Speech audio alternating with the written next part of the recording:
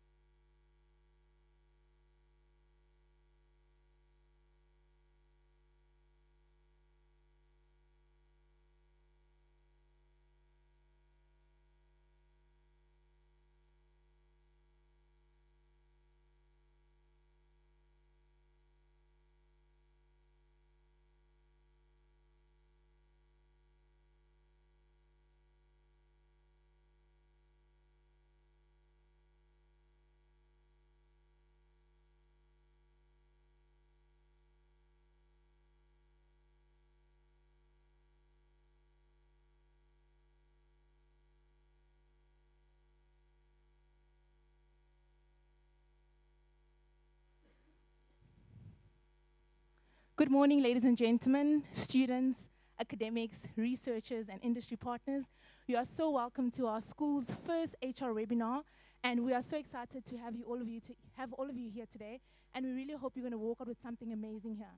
So I will briefly be introducing all our speakers, which we'll meet also briefly as I introduce them, but also as they do the session.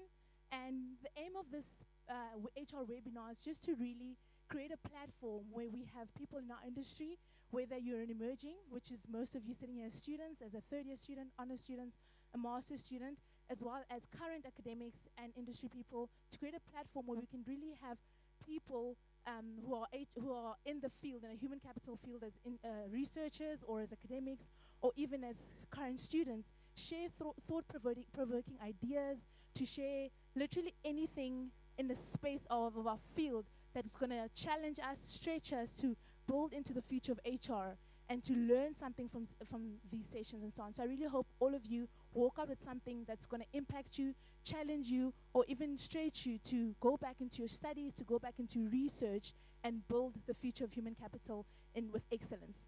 So welcome to all of you this morning, and we're excited that you're here, and this is being streamed live. So yeah, try to not cause a lot of havoc maybe at the back or in between, but just to make sure that everything else is in order. So without any further ado, I'm going to briefly just introduce our speakers for this morning. On the first slide that we have, as you will see there, Ms. Bibi, who's currently just arrived, as she's currently the director of Navigate Consulting Africa in a company in Johannesburg. And we also have Ms. Rachel Pfeiffer, who's currently a PhD candidate in industrial psychology. And we also have Dr. Leonie van der Vaart. She's a senior lecturer and an industrial psychologist. And the next one that we have, the last three speakers that we'll have for this morning, is Dr. Marissa Brouwers, who's currently the program leader for research and a senior lecturer in industrial psychology. We also have Ms. nwu-pukke, a master's student in human resource management. And lastly, Ms. Lene Maritz, who's currently also a master's student in industrial psychology. So these are the speakers that you can look forward to hearing. I must say, you are in for a treat. These are really people who are seasoned in research, and these are people who have walked the path to be able to stand here in front of you and give you something significant, give you something to walk away with this morning. So without any further ado, I'm going to introduce to you Ms. Rachel Pfeiffer. Thank you very much, Rachel.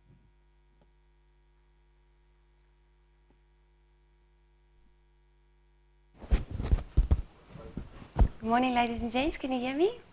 Okay. Ladies and gents, as Debbie has said, I am Rachel Paver, and I'm excited to share with you all the fun things that I've prepared. So when Debbie, I will start off. Excuse me. I will start off by just giving you a little bit of background. It seems as if the computer doesn't have the exact same fonts that I use, so the D wasn't exactly supposed to be there. But when Debbie initially, well, first of all, thank you all for being here and taking the time to show your interest in our field.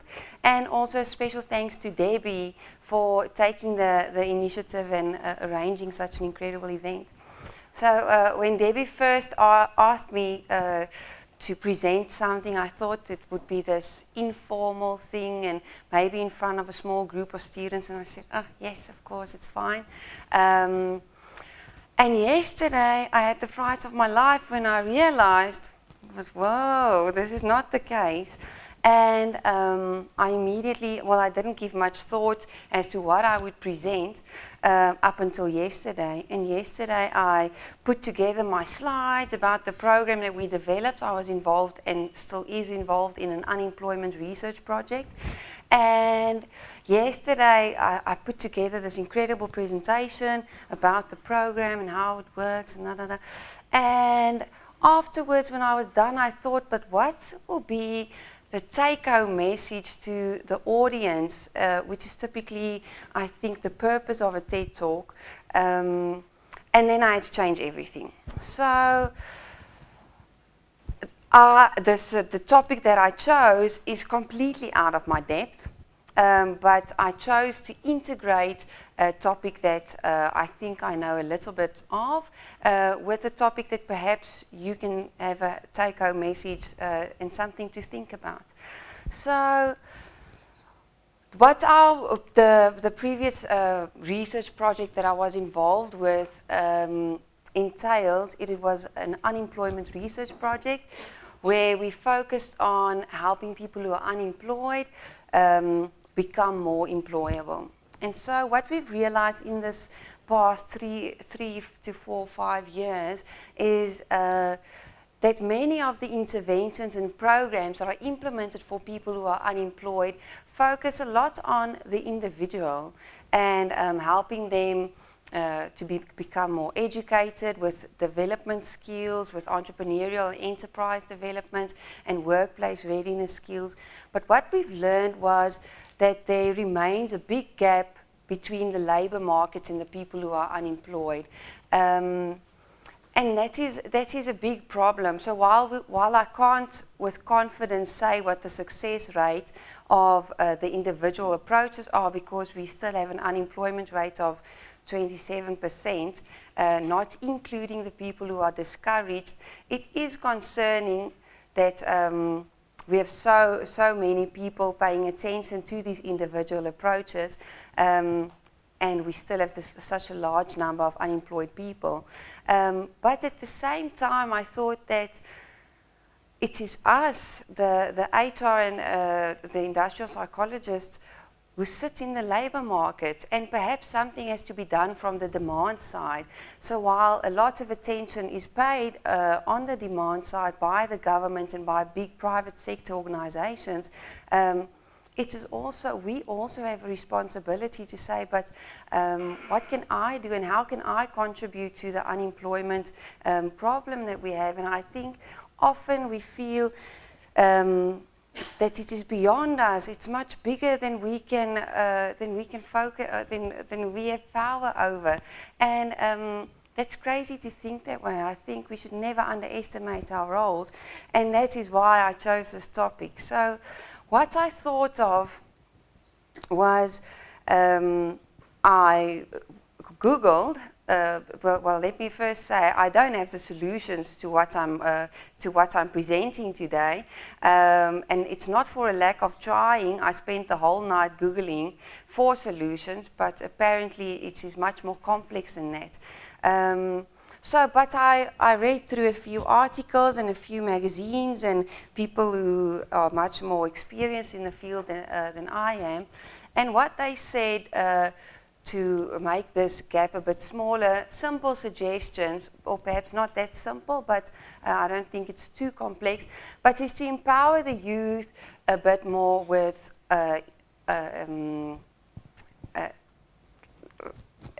with internships is the word, internships and in-job training sessions, and with job shadowing opportunities to give them first-hand experience. I mean, that I don't mean that we should exploit the people, but it doesn't have to be paid.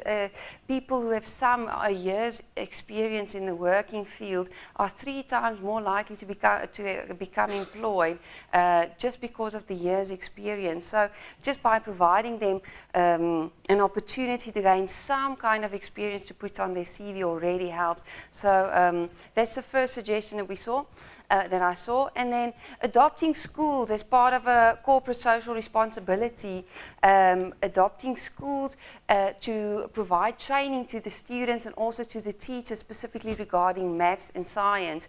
And then the last one was to partner with existing initiatives such as Harambee and the YES program, which typically provides the supply side, the individual focused skills to the individuals, and then they are seeking companies in which they can place these individuals. So by collaborating with such initiatives, I think can already help. But the thing that I really want to emphasize is that we are not heading towards the 4th industrial revolution. We are currently in the 4th industrial revolution, and that poses many challenges. And so these are quite simple suggestions compared to the challenges that we're facing with the 4th industrial revolution. So we sit on the one hand with people who are already unemployed, and if we don't manage the 4th industrial revolution well, then we stand a chance to lose much more people if it's not managed well. So we are currently we currently sit with an education system that fails to educate people with the necessary skills needed for the new work environment. We ask people to be productive, yet we expect them to drive 2 to 4 hours to work, which is counterproductive. We have wat is aftreden?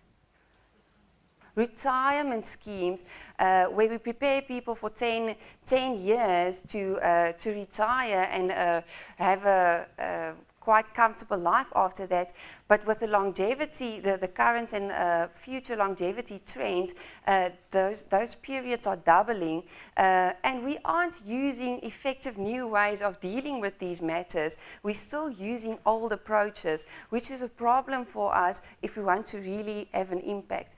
So what I did was to say, but what can we do? This really requires innovative, out-of-the-box thinking for HR people.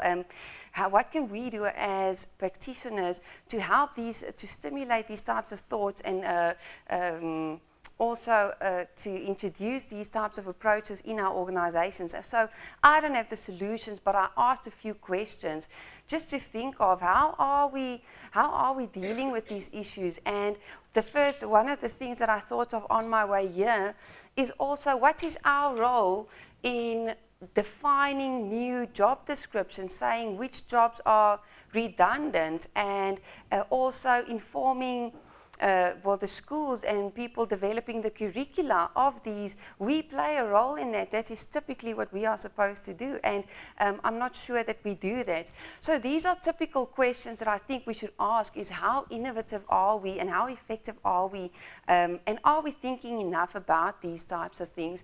You can read through the questions because the next slide is a bit more important to me, and my time is almost up. So some of the suggestions that I thought of was, I didn't think of it, I found it from someone else. But first, to be informed, what does the 4th industrial revolution entail? And also, how does it impact us? We can't find solutions if we don't know what the problems are. Also, to inform others, the people you are working with, how will it impact them? How should they adapt to the 4th industrial revolution? We need to be prepared. So cultivate an environment of adaptability and flexibility. We're so stuck in with our old methods, and we refuse to adapt to the changes. And that will make us redundant if we're not changing with the technology. We shouldn't be scared, but we should really embrace this change and use it to our advantage and not make it the cause for more unemployment and for our own redundancy. So the last final message I want to leave you with is the future depends on what you do today. So I think it's our place as industrial psychologists to never underestimate our role, the role that we play in the organization in making these changes. I think too often we think it's above us and it's not our responsibility. That is the final message. Don't underestimate our value in the organization. It's really important, and I think we can really make a big difference. Yeah. Thank you.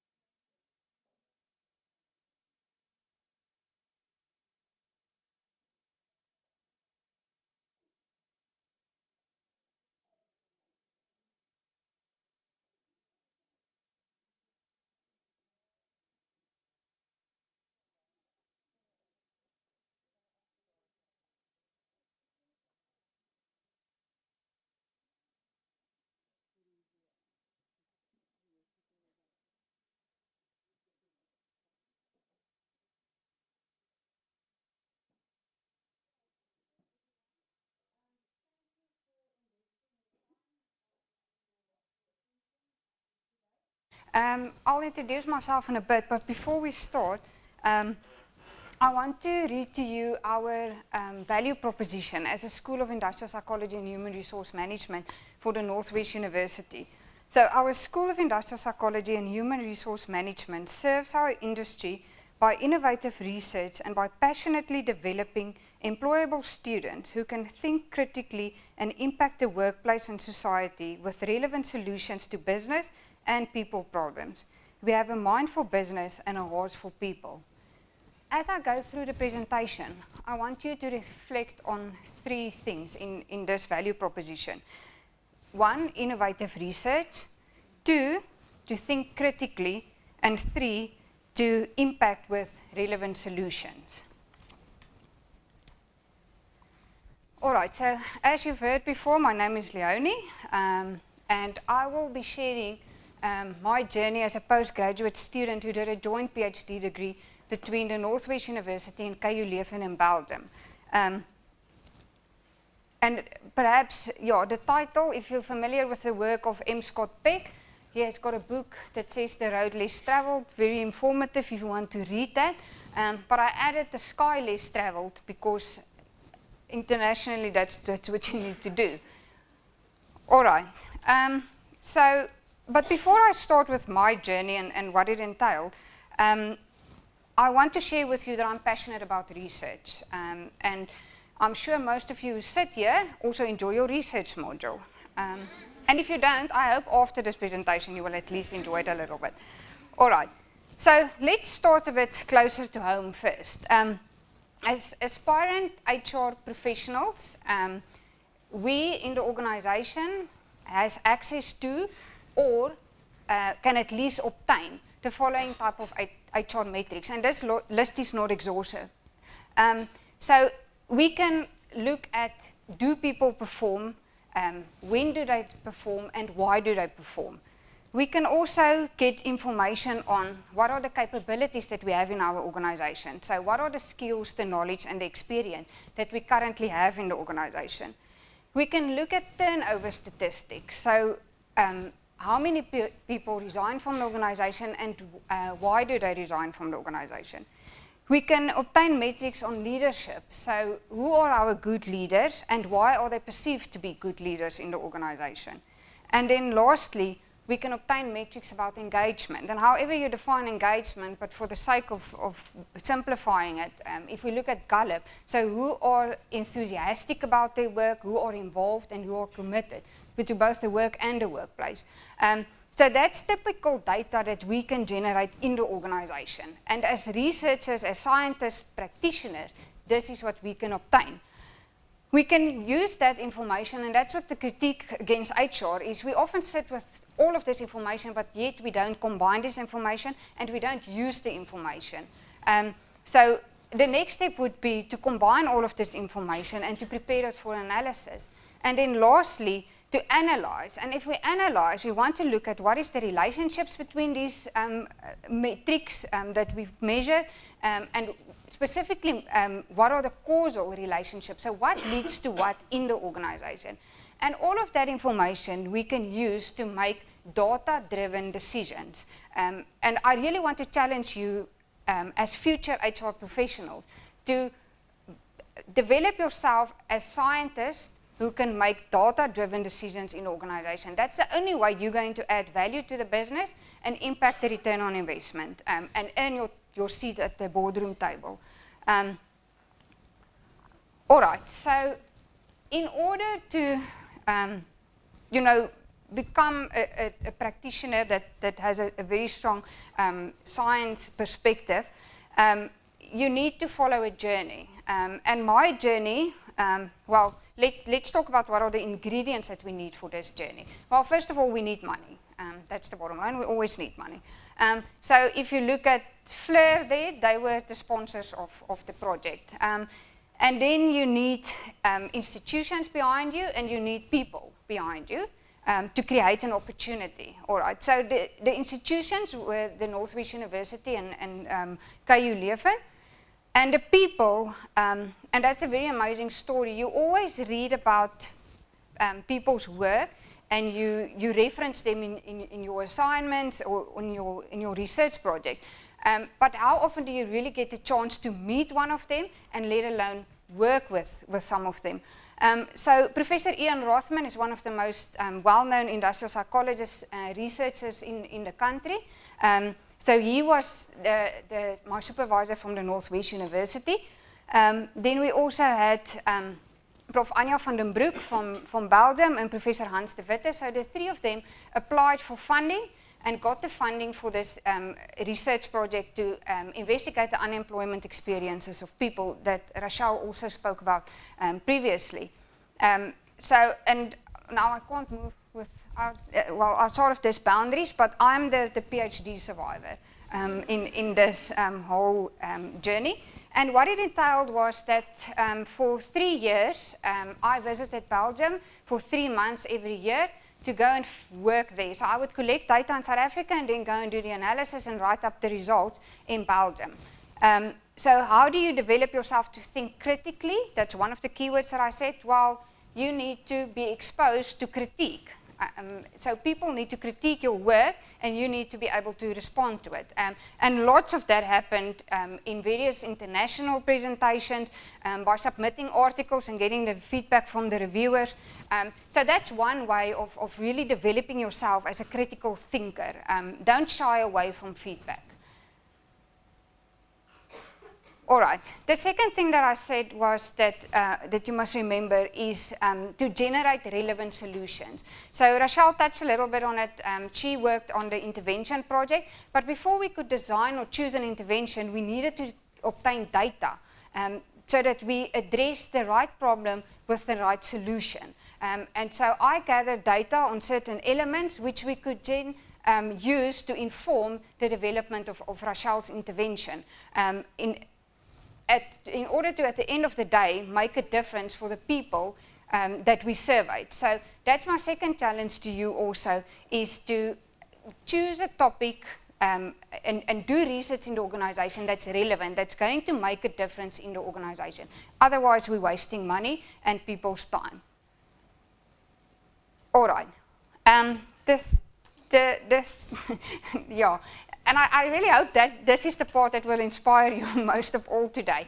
As a researcher, we don't only sit in our offices, well, that's what we do mostly, but that's not the only thing that we do. So in the last 3 to 4 years, I've been fortunate to visit 6 different countries.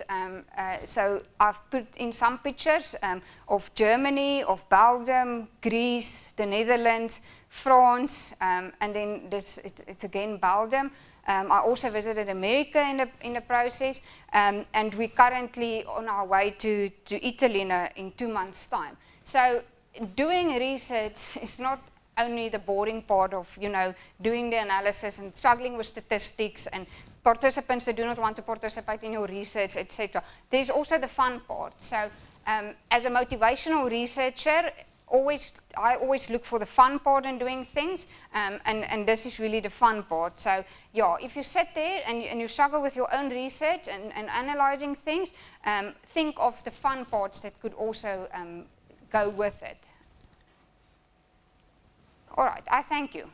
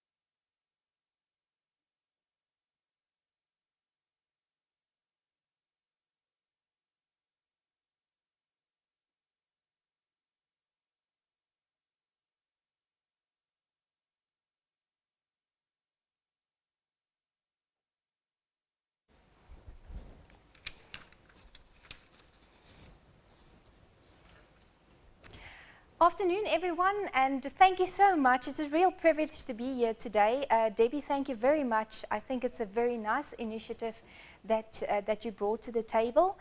I'm here to talk a little bit about our research focus from our school, specifically the Potch Campus School, as well as the future world of work. My name is Marissa Brouwers. I am currently the research program leader there at our school, as well as a senior lecturer. So talking about work and the world of work, did you know, and for those that are seated here and within the workplace and those that are entering the workplace, is that you spend almost 90,000 hours of your life within the world of work or within a work. So you can ask yourself the question, 90,000 hours, that's quite a lot of hours to spend your time at work, isn't it? And I mean, if you if you go to work and you don't like what you do, you spend 90,000 hours of work that you don't like. Or you might have colleagues that you don't get along with, but you spend 90,000 hours with colleagues you don't get along with. So it's essential that you know what is the aspects that you in your workplace know it's going to be demanding for you. What can I do in terms of gaining new resources to get to my career goals and also to the goal that's needed within the workplace, being effective as you can within the workplace as well, and also what is my relationship with people, because that is one of the major things that's necessary for you to flourish within the workplace, is definitely support and colleagues within your workplace, as well as having a leader that is authentic and also transactional and listening to you as well. Because most people don't leave their jobs, they actually leave their leaders. So the focus of our school, specifically in the Potchefstroom campus, is to actually have interesting, innovative and rigorous research aimed at a broad scientific understanding of these complexities and aspects that we are faced with in the world of work. And also the heart of the school is to look at the person within the workplace and their well-being and how we can assist them. Not only focusing on giving new information and knowledge base or filling the gaps within the literature, but also applying the findings that we actually get within the research to the workplace, enhancing and helping our workers within the workplace. Not only looking at as a person in one way, but actually looking as a person in a holistic way. So there's various different ways in which we do this, and then this is 4 different fields in which we do research. And within these 4 different fields, industrial psychology, human resource management, labor relations, as well as human resource development, we've got different types of research topics that we do. And these topics is for example, workplace bullying within the workplace. Job insecurity is actually one of the topics that's very relevant, especially in today's world of work with the automation and the artificial intelligence and the robots entering the workplace. Work-family interface, or flexi-workplace and flexi-workspaces. The world of work looks different. Passion in the workplace, not that type of passion. Passion for your work or for your profession, of course. So there's various topics that we actually research within the various fields in our school. And us as researchers also adhere to the latest and advanced methodologies to do this research. And this ensures that we actually give relevant information back in terms of research, and that we also do our research in an ethical way. So for these research topics to happen and to get published, of course, it depends on the success of our researchers. And in Potch, we have a vast amount of researchers that is experts already in our fields. We've got NRF-rated experts within our field. We also collaborate with other universities from abroad, also nationally, having multidisciplinary teams to do research. And of course, we also invest within our postgraduate students, also answering relevant questions to relevant topics and things that's going on within the world of work.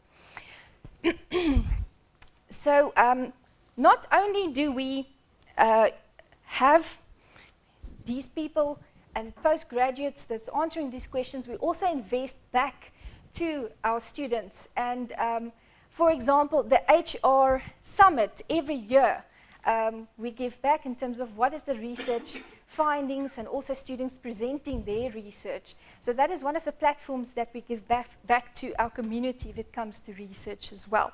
Now, as researchers, we also need to keep abreast of the latest trends and what's going on in the field of world of work, because otherwise, like Winnie said, it's going to be a waste of money and time if we don't know what's going on within the world of work.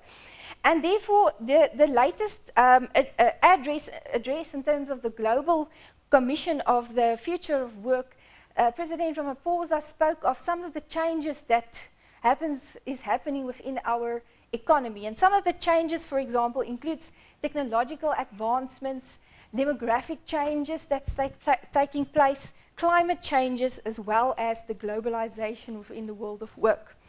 So it's interesting to see that the future of work will be more technology enabling, automated, diverse, and also inclusive. And for these different changes that happens within the world of work, we need to adapt and we need to gain new skills, cognitive skills, and also emotional intelligence in terms of handling these types of changes in the world of work. A study done by Ascent, for example, showed that 35% of all jobs, that is 5.7 million jobs, currently is at risk of automation. So you can just imagine the job insecurities that those people are faced with. And they said it's very important that South Africa must double the pace in which they give skills and training for these new types of jobs or these new types of technologies that come in the workplace. So you need to build and collaborate, not only a human interaction, but you have to have a human automation type of collaboration. So you need to get along with your robotic co-worker next to you. That's basically what you need to do.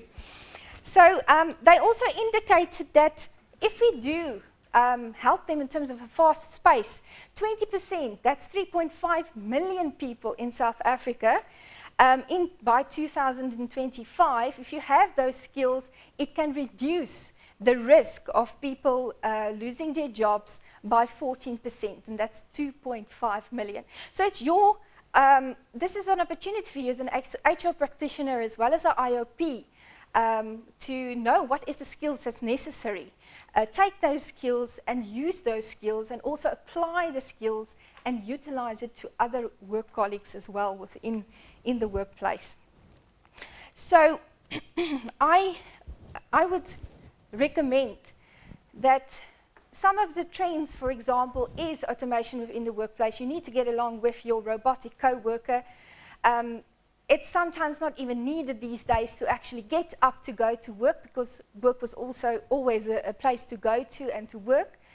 These days you can work anywhere, from home, you can work in pajamas. It's a place to actually connect with anybody, anywhere. You can actually sit at a coffee shop and connect with people from abroad as well. So it makes space and talent and skills that's needed even more interesting and complex in a way. Therefore, it's necessary to embrace these changes and get these skills that's necessary for you to adapt to your robotic co-worker, and also teach those that's in the workplace to actually know what is needed for them to adhere and adapt to these the workplace changes, and also having your robotic co-worker. So my last word to you is embrace the change and learn to run with the machine. Thank you.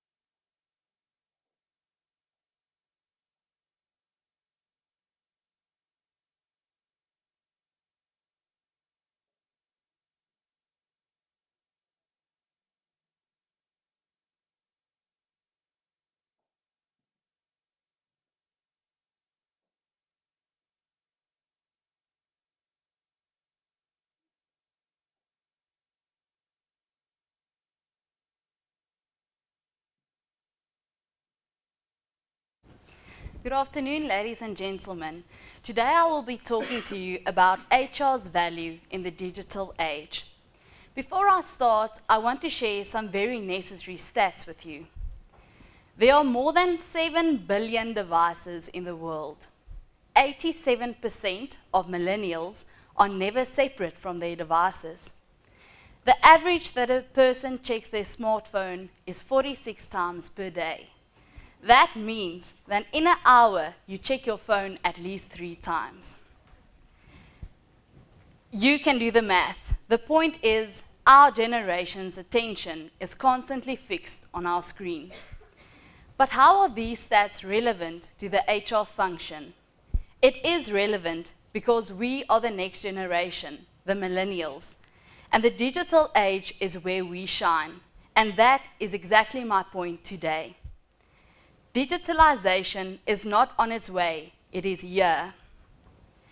Sundar Pichai, Google CEO, said, "Artificial intelligence and digital transformation will have a more profound impact on the humanity than electricity or fire." So, as far as electricity goes in South Africa, I know it might seem that this is a weak comparison, but when we state that digitalization will be more profound than fire, we need to listen up. The digital age requires us to change our ways of thinking. We need to see the bigger picture. Digitalization enables HR as a strategic partner of the organization to measure the value add.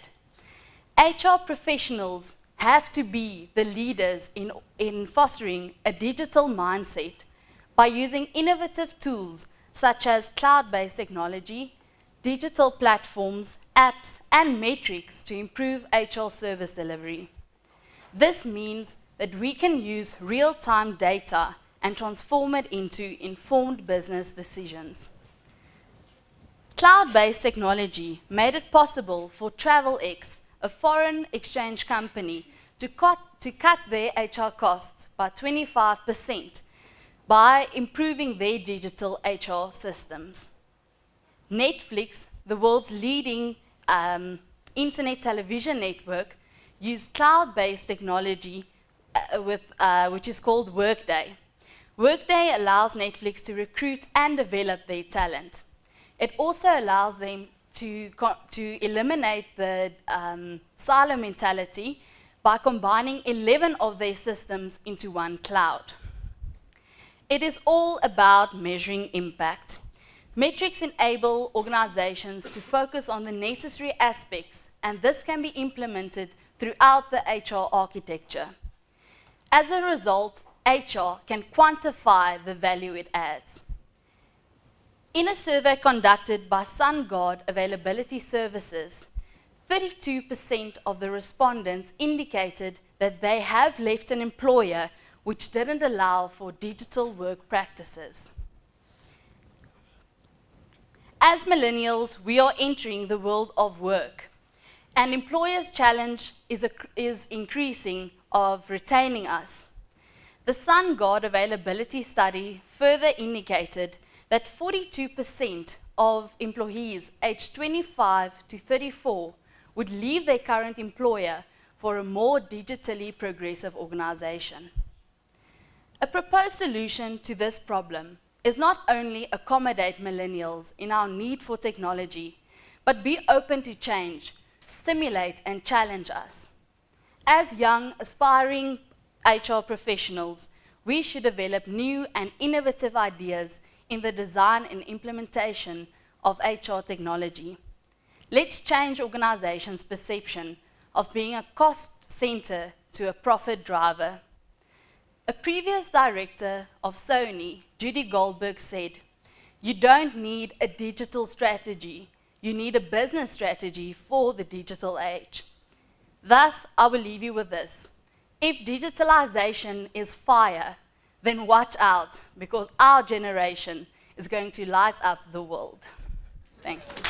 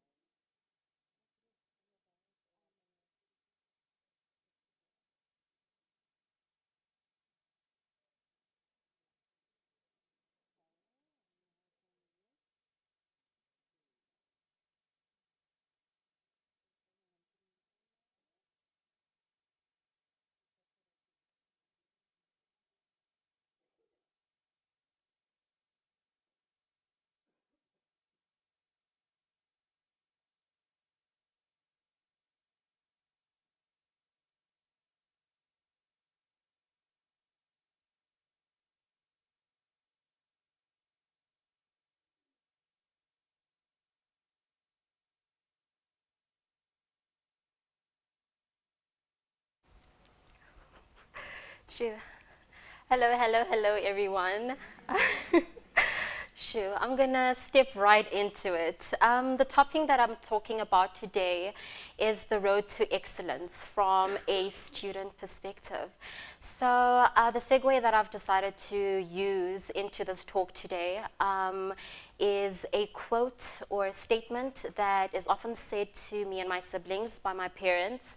And that is that education is the one inheritance that they wish to leave us with. And when I decided to use this statement, I had to really unpack and start dissecting what exactly it is that they're trying to say to us, and what the word that really kind of I don't know, spoke to me was the word inheritance. And basically how I interpret this is that inheritance is something of value, something valuable. It might not be tangible, but it's definitely something that can propel me from one level to the next. And also it is a vehicle with which I can move from one point to the next in this life that we are living in. I was particularly in love with the way that Michelle Obama described inheritance, and what she said was that inheritance is not an entitlement you can take for granted, nor is it a gift with which you can do as you please. Basically, inheritance is a commitment. It's a commitment that is linked to, it's basically a commitment that we make, and it has certain obligations, and we need to abide by those obligations, and hopefully these obligations are not ones that we will forget when we leave the Senate Hall today. So I have 6 pointers for everyone on the road to excellence, and the first pointer that I have is to have a sharp eye, be able to identify what is of value in your life, be able to identify the things that are given to you by your loved ones, by your cohort, by your lecturers, by the school, by the university, and use them optimally. The second point that I have to make is certain things that you need to be aware of. And basically there are two socio-psychological terms that I want to share with you today. And the first one is pluralistic ignorance. And the best way that I can describe this to you is basically entering a room such as this, just as cool as you please, and being challenged by people who have amazing minds, who are brilliant, who are eloquent in the way that they speak, and feeling as though you are the only person, or presuming that you're the only person who is lost or does not know what's going on. A lot of the people that were talking here today spoke about the fourth industrial revolution, and I remember the first time I heard this term, I was like, okay, what's that? And I held on to the term digitization, and I was just like, okay, it has something to do with technology, okay, let's keep it moving. And basically what I'm here to say today is that you're not the only person. All of us get lost once in a while. You'll be walking into, or you've walked into an honors classroom and you see all these people and you're like, probably they're really smart. And they are, but we are in these spaces in order to learn and in order to grow. And basically, pluralistic ignorance trickles down to a term called imposter syndrome. And basically what this is psychological patterns in your mind of doubt in your abilities, doubt in your in what you've achieved, and basically having the fear that you're going to be exposed to the world that you are a fraud. So basically, it's kind of thinking that people are going to know that I'm not as smart as I actually look, and I'm not as put together as people might think that I am. And I'm here to tell you that you're not the only one. And a lot of the times, it's best to know, be able to name what it is that you're struggling with, the fear, and be able to define it. And that way you can build and develop mechanisms that can help you conquer these. The great poet Hafiz said that fear is the cheapest room in the house. I'd like to see you in better living conditions, and that's my wish for you today. The next point is that you need to be bold. When a person talks about being bold, what is that? It's about being daring. It's about necessitating courage. It's about allowing yourself to transcend limitations, because there will be a lot of the time. And it's about living brightly. Basically, what being bold is about understanding and adopting the unyielding presumption that you have something infinitely, you have something infinitely valuable to offer this world. This quote by Joseph Campbell, he says, "The privilege of a lifetime is being who you are. So use your gifts and share them with the world." The fourth point is self-discipline. I subscribe by this definition of self-discipline, and it's basically the ability to make yourself do what you should do, when you should do it, whether you feel like it or not. Basically what I'm saying is there's no substitute for hard work, and all of us are looking to grow, and with growth come pains, and what the spiritual teacher Rumi says is that if we are irritated with every rub, how will we be polished? Point 5 is to set big goals. And what I'm saying is when you talk about big goals, you're talking about huge goals that go beyond the stratosphere in which we are operating right now. You need to have dreams that are destiny and purpose driven. You need to be behavior driven, have certain triggers that will allow you to work hard towards those goals.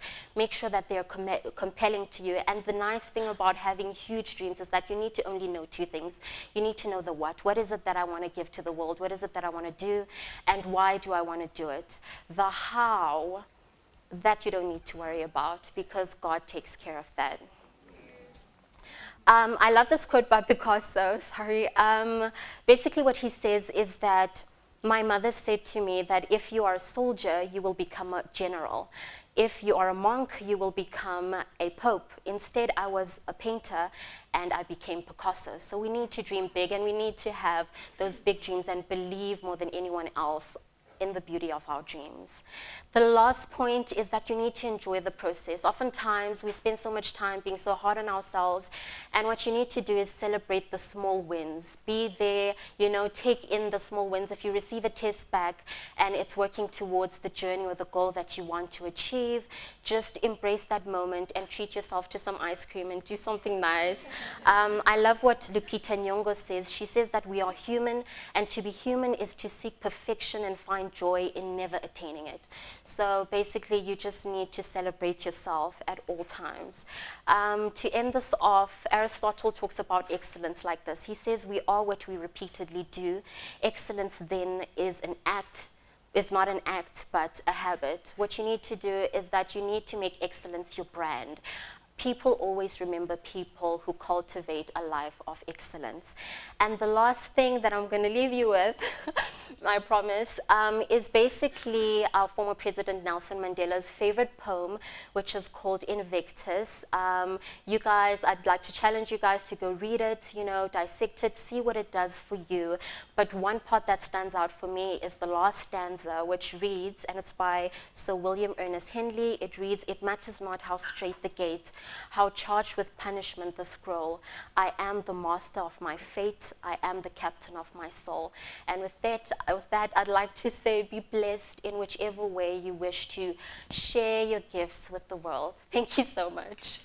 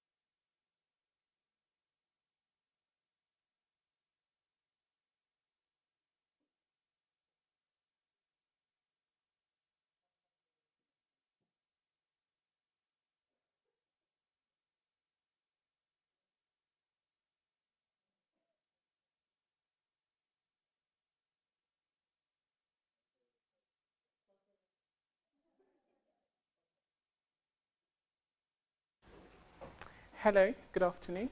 My name is Bebe. My surname is Oyegun-Aderiye. Thank you for the privilege of coming to talk to you today. So in fact, I think it's quite cool that I'm the last one because I come not with an academic angle, so to speak, but talking about something that's practical. So I've had the privilege of working across 3 continents, Europe, Asia and Africa, and at least 50% of Africa. And the one thing that's been on my mind in the talent space over the last, I think 6 or 7 months is how are we, when we talk about talent development and we talk about talent management, how are we making it future fit? How are we making sure that the experiences that we're giving people are not locked and trapped in the old world, And as talent practitioners, so I'm talking to HR and industrial psychologists, which is really cool, how are we making sure that we're awake to what's happening, we're awake to what's changing, and we're adapting? So what is happening? And some of the speakers before me have spoken about that. So there's a push of artificial intelligence and robotics. There's the idea that time and space is converging in ways that it never has before. So literally something happens in China and 3 seconds later, almost, we know what's going on social media. This convergence of time and space just gives almost nowhere to hide for corporates, especially big corporates that have gotten away with doing different things across the globe in different ways. Another thing that's happening is dislocated workspaces. So dislocated workspaces, I mean the fact that people are working off-site, so flexi-working, people working from home, but also the fact that people are reporting to people in different time zones and are working with people in different time zones. And the impact of that dislocation on how I feel present and how I feel connected in the place that I work. So these are things that are happening practically and really today. Also the increased pressure to produce, right? So Management 101, organizations are there to provide stakeholder value. And in an increasingly pressurized economic or financial environment, the commercials become tighter and tighter, the pressure on employees tighter and tighter. So this is the world of work, and what's the impact? So some of the impact is, as I put on there, there's what amygdala hijack, right? I'm talking to psychologists, so I think you know what I mean. Basically, where most people in the workplace are frozen with fear that I'm going to lose my job, or anxiety that I can't cope, or panic that this stuff that's happening around me, I don't understand it, or rage. Things are happening and I'm not being moved along. So there's this increase in fear and anxiety. There's also the fragmentation and micro-culturalism. And what I'm saying by that is where I used to be able to come into the organization up until now and kind of figure out very quickly where I fit. Now there's so many pieces coming together that where I fit isn't logical anymore. Where I fit isn't always so obvious. And again, that leaves a lot of employees with a sense of discomfort. Add to that also the fragmentation in organizational structure and organizational design. So again, as HR practitioners, we know that we can matrix, and most organizations think about agile working and think about the impact of agile working on people who have, for example, grown up in hierarchical work structures. What that means from a fragmentation perspective on my personality. If I used to be a manager of big teams and now nobody has an office, everybody comes and stands around for 30 minutes, what does that do to my identity? So this is what's happening in the workplace. Increased ego, on the other hand, and competition.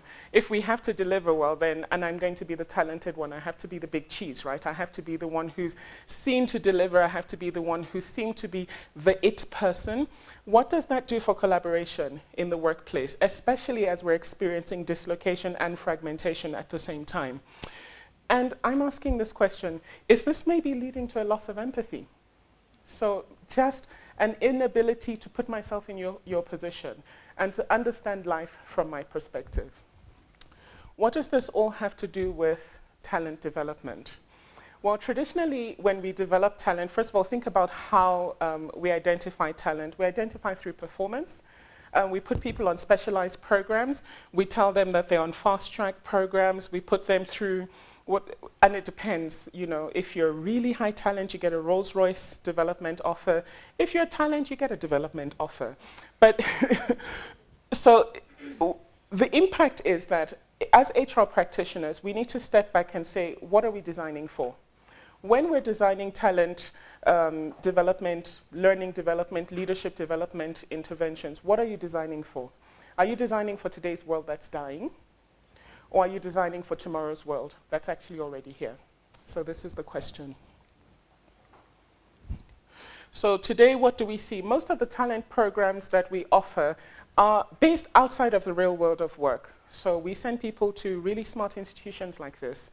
We send them to business schools. We send them for short courses. None of it is happening in the real world of work, in the real world where people are located. And so sometimes there's a dislocation between what people learn and how comfortable or authentic they think they can feel and be about bringing that practice back into the workplace. It's also content heavy because we send them to smart institutions and smart institutions want to teach. So it's very content heavy, and it's not often context sensitive. It's not often context sensitive. It could also be considered exploitative, because how you get on a program anyways, you have to be performing. But let's understand, because again, we're HR people and psychologists, that performance doesn't happen in a vacuum. And it's not as objective as we would always like it to be, or we would always like to think it is.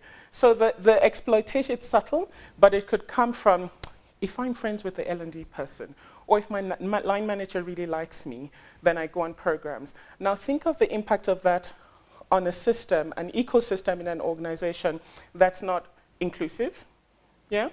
What does that do from an exploitation perspective? Also, it's geared towards binary.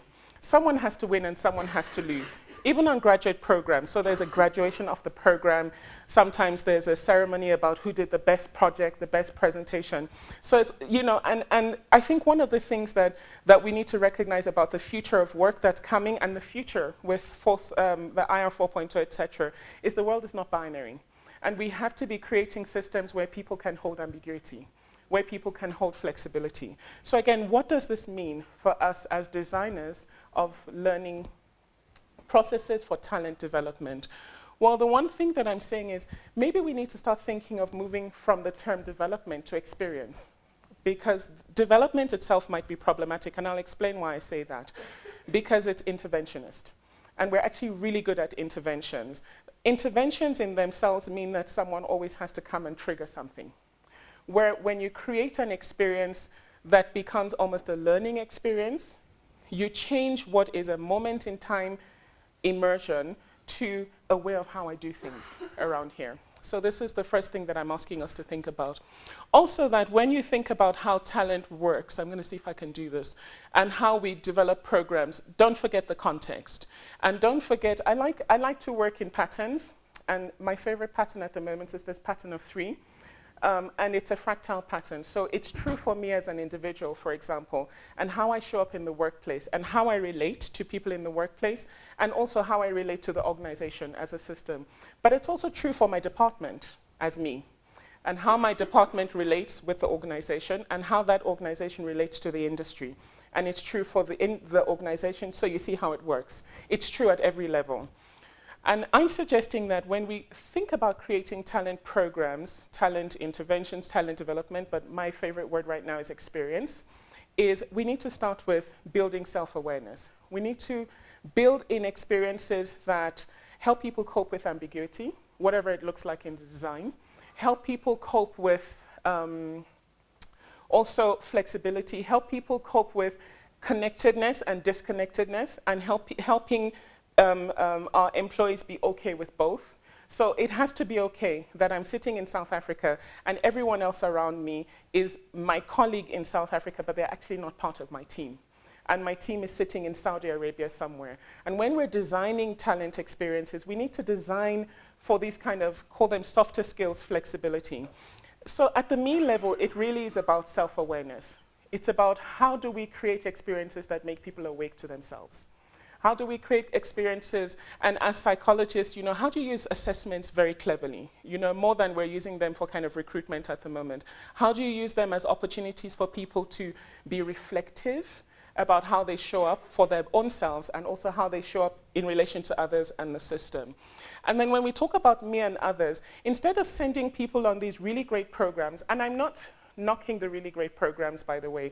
I'm only suggesting that that's probably 10% of the solution. So what we're doing, sending people to schools, to whatever business school, that's 10%. How do we create experiences where internally people can mentor others, to create opportunities for building empathy, to create opportunities for building connectedness in non-traditional ways? So me and others, and me in relation to the system. So how I hold this is that I say, where in the space of me, I design the space, I own the space. In the space of me and others, I negotiate. It's a negotiated space. In the space of me and the system, I participate.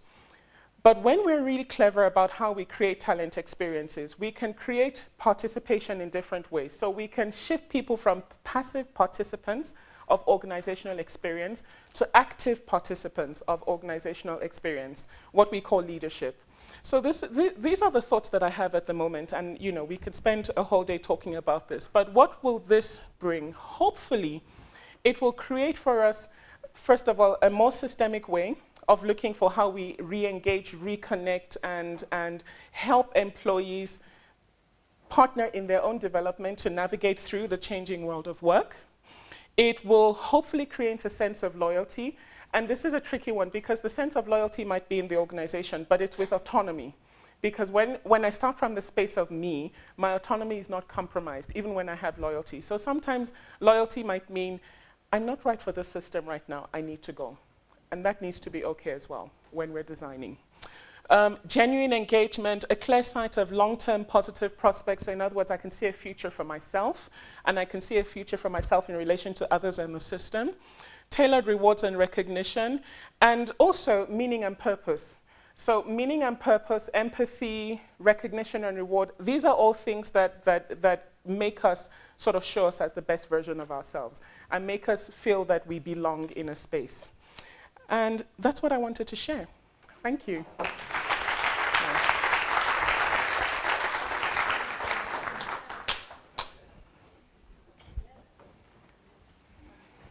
Thank you very much to our speakers. Can we please give them another round of applause? I really, and I think most of you can also agree with me, that each speaker really left us with something to chew on, something to take back in our research offices, something to take back in our academics, in our own studies, in whatever we're doing in our spaces of world of work, and specifically in our field as human capital, whether you're a psychologist, whether you're in HR, as industrial psychology, or labor relations. There's something that I believe each speaker left us with. So thank you so much for really sharing from your experiences, sharing from your knowledge, sharing from your research, sharing from your world of work right now. That really helps us to go back and saying, what do I do with this today? What do I take from these sessions today, and how do I implement it for myself? We've spoken about the fourth industrial revolution, the digitalization. It's not something that's still to come. It's happening right now, and we need to be mindful of that, and we need to be proactive and take that and not wait and think, one day when I get into the workplace. No, one day is now, you know? So I really hope all of you are really encouraged today. We will have a short session downstairs where the refreshment will be served and a light snack. It's literally downstairs by the garden area on the first floor.